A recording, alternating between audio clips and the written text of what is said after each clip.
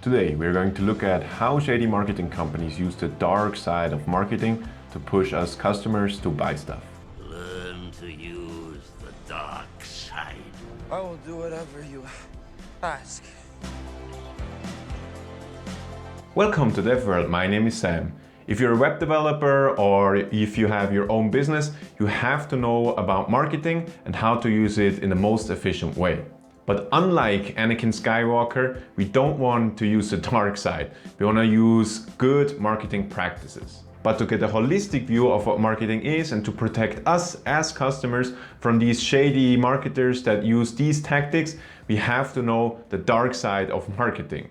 And before we start, of course, there is no definition of what unethical is. These practices are just things that I personally deem shady. Some of these techniques are appropriate in some instances, but mostly they're not. So let's start with the first one. The first one is a very common one and it's right in the gray zone of ethicalness. This is the fear of missing out practice. An example is that you have a discount on a product, but just for a certain time period. So people feel stressed about not wanting to miss out on a huge discount and don't think as much about if they should buy the product or service, they just jump in and get it. I use this strategy myself, but only for a real discount. This practice gets shady if you always have it on. So if you week by week have an only this week discount. Udemy, for example, does this. There is always this great discount. You're always going to get around 80 to 90% off, no matter which week it is or how long it's saying the discount's gonna last. In certain European countries, this practice is even illegal. But as you can imagine, this is very hard to enforce. Another way how marketers can do this if they say just 2 items left, even though their stock is filled up to the top. So next time you find yourself with a limited offer and you feel the stressful feeling coming up to not wanting to miss out, remind yourself of this strategy and ask yourself, is this a legit special offer or is this a shady marketing strategy? A pain point is something people use in martial arts. Every human being has many on their body, and if you hit one of those, your opponent will go down and has to give up. The most famous one is the liver hook. Getting one of those will put you on your knees and you might have to surrender.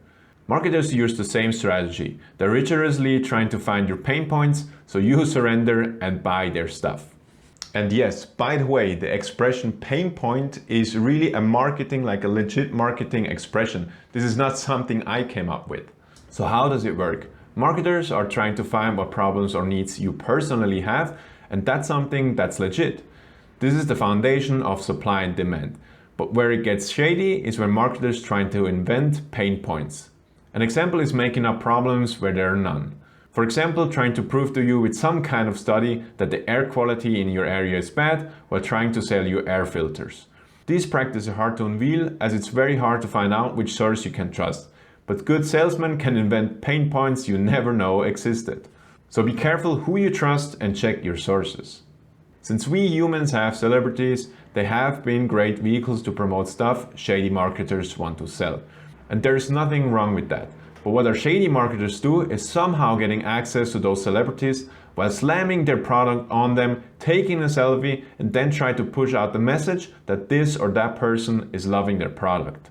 Especially in the times of influencers, this has become a big thing. So try to stay away from unethical influencer marketing.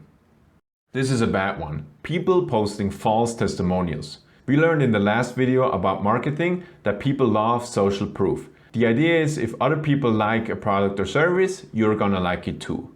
It's one thing to ask your friends and family to leave you a testimonial on your Amazon site or on your Facebook page if they tried your product or know you will do a great service. But handwriting yourself a testimonial is a big no-no.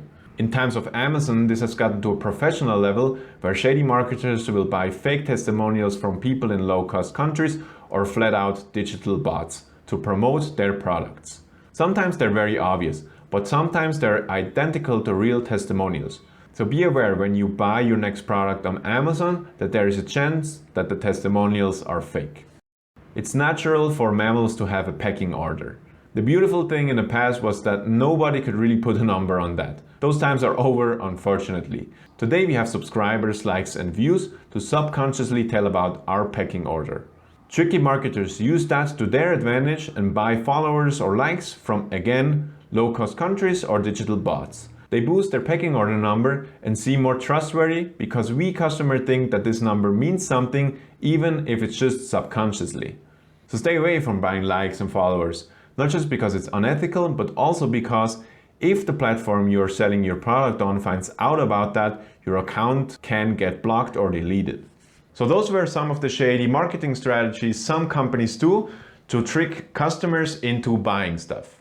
And my advice is to stay away from these sketchy marketing tactics if your goal is to build a sustainable and happy business. Because in my experience, I learned that the clients you get with ethical marketing practices are way better value anyway, because they won't cause trouble with crazy emails or refunds and all of that sort.